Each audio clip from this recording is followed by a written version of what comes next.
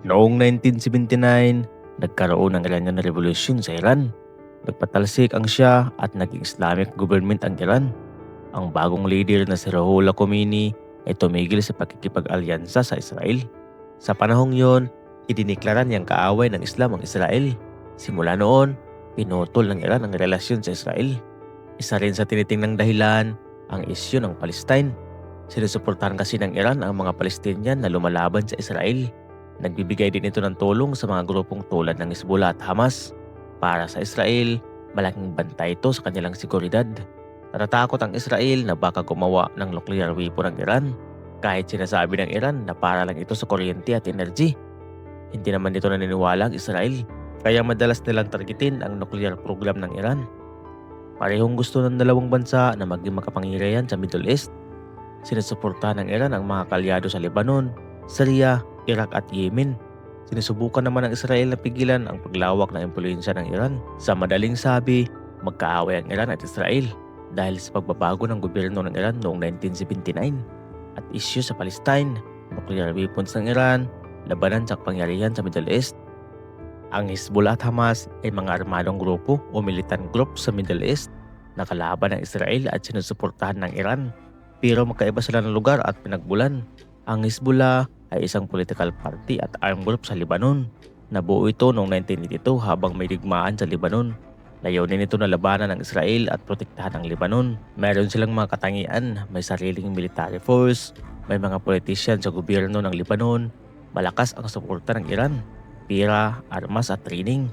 Kilala ang Hezbollah sa pagkikipagdigma sa Israel, lalo na noong 2006 Lebanon War. Ang Hamas ay isang Palestinian militant at political group sa Gaza Strip. Nabuo ito noong 1987 sa panahon ng First Intifada, ang pag-aalsa ng mga Palestinian laban sa Israel. Isa sa mga layunin ng Hamas na labanan ng Israel, magtatag ng Palestinian State. Ang Hamas ay namumuno sa Gaza mula pa noong taong 2007. Sinusuportahan ng Iran ang Hezbollah at Hamas dahil pareho sila ng kalaban ng Israel. Gusto ng Iran na palakasin ang impluwensya nito sa Middle East. Ginamit sila bilang proxy groups laban sa Israel. Sa madaling paliwanag, ang Hezbollah ay grupo sa Lebanon na lumalaban sa Israel at ang Hamas naman ay grupo ng Palestinian sa Gaza na lumalaban din sa Israel. Galit ang Israel sa Hamas at Hezbollah dahil itinuturing silang malaking banta sa seguridad ng Israel.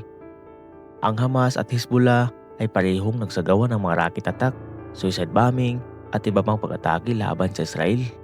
Ang Hamas naman ay naglulunsad ng mga rocket mula sa Gaza Strip patungo sa lungsod ng mga Israel.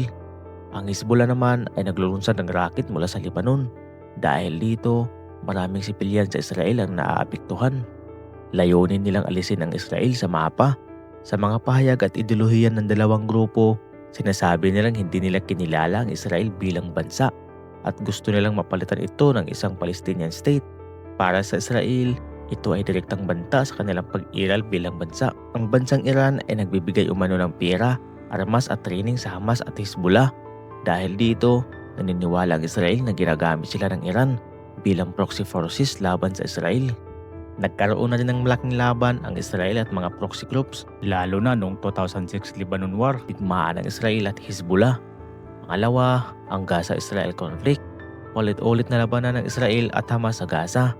Ang mga digmaang ito ang lalo pang nagpalala ng galit at tensyon. Isa sa mga dahilan bakit galit ang Israel sa Hamas at Hezbollah dahil umatake sila sa Israel. Hindi nila kinilala ang Israel bilang bansa at sinusuportahan din sila ng bansang Iran. So bakit nga ba galit ang Hamas at Hezbollah sa Israel? Dahil sa kasaysayan ng Palestine, ang pananakop ng lupa at mga digmaan. Medyo mahaba ang pinagmulan nito, pero ito ang malinaw na paliwanag dito. Noong 1948, itinatag ang Israel sa lupang dating tinitirhan ng maraming Palestinians. Ito ay kaugnay ng 1948 Arab-Israeli War. Maraming Palestinian ang napalaya sa kanilang tahanan.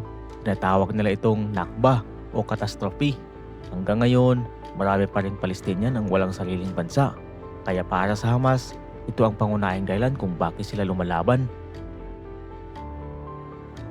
Sa panahon ng pananakop at kontrol ng Israel, sinasabi ng Hamas at ng maraming Palestinian na kinontrol ng Israel ang West Bank at kinontrol din ang Gaza Strip. Ito ang border. Para sa kanila, ito ay pananakop at hindi makatarungan. Sa mga military operasyon naman ng Israel, Maraming Palestinian ng mga sibilyan ang namatay at nasugatan. Nasira ang mga bahay at infrastruktura sa Gaza.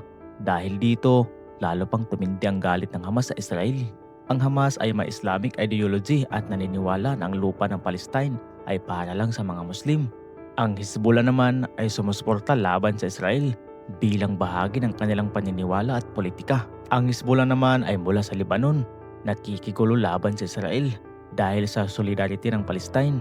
May sarili rin silang galit dahil sa mga nakaraang pananakop ng Israel sa Lebanon. Sa madaling paliwanag, galit ang Hamas at Hezbollah sa Israel dahil nawala ng lupa ang mga Palestinian.